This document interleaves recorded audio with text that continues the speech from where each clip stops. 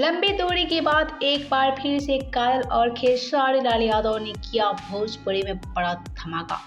काजल और खेसारी ने किया बड़ा अनाउंस। जी हाँ, आप सभी को हम बता रहे काजल और खेसारी ने दिया फैंस को बड़ी खुशखबरी। तो वीडियो को आगे बढ़े उससे पहले वीडियो को लाइक और शेयर करना बिल्कुल भी ना भूले।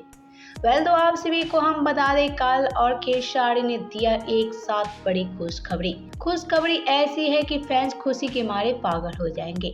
आप सभी को हम बता दें कि लंबे दूरी के बाद खेसारी और काजल अगवानी बहुत जल्द भोजपुरी में बड़ा धमाका करने वाले हैं।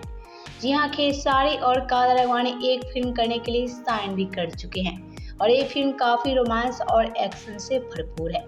काजल और खेसारी ने इसकी जानकारी देते नजर आए। खेसारी और काजल अगवानी ने कहा कि लंबे समय के बाद हम दोनों एक साथ कमबैक कर रहे हैं, लेकिन वो फिल्म काफी ज़्यादा रोमांटिक होने वाला है। यानी कि आप सभी को हम बता दें काजल अगवानी और खेसारी लाल यादव जहाँ कमबैक कर रहे हैं तो काफी रोमांस वाली फिल्म होगी।